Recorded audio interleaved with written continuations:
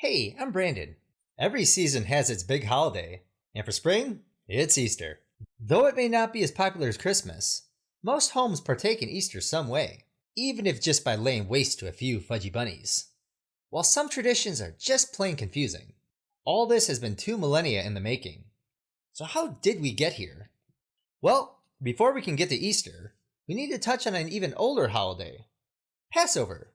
This annual occasion recalls the Jews gaining their freedom from ancient Egypt. Aside from the religious angle, Americans might compare it to the 4th of July, when the nation took time off from work, clogged the roads, and got together with family and friends for a barbecue, which had a 4-drink minimum. And so for one Passover, a nice fella named Jesus rolled into town to partake in the festivities. While there, he pissed off the establishment, so the Romans iced him on that Friday. This ruined the weekend for his followers, who laid low until things cooled down. But wait, there's more. For as the prophets had written, he got knocked down, but he got up again. They are never going to keep him down. Thus word spread that Jesus had psyched out death and rose from his grave that Sunday. Now for believers, this was kind of a big deal. Basically Sindependence Day. So they must have commemorated it from the get-go. Obviously such a monumental event got an awesome new name. They just called it Passover. Yeah. And so Passover became like a child shared by divorced parents, who were sometimes civil together and sometimes not. Mom and Dad each did their own thing for the kid on the holiday, and while the focus may have differed, they still shared a common heritage. Yet over time, Dad changed. He developed a hankering for pork, went clean-shaven, and got a lot less circumcised.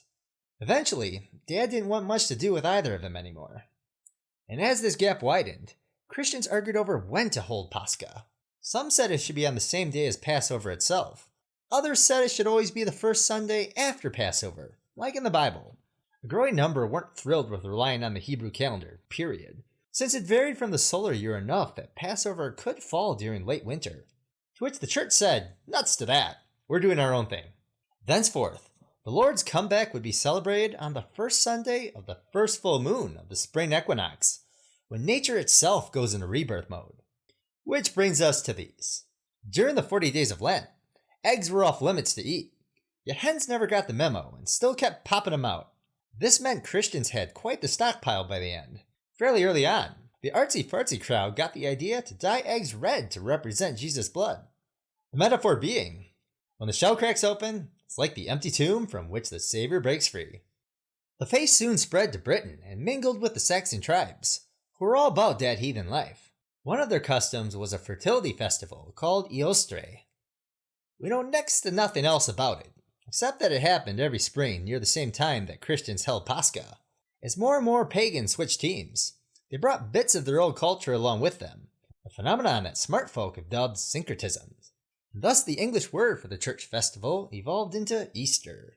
So too did other stuff get tossed into the mix, such as rabbits, which were probably linked to Eostre due to their knack for baby making.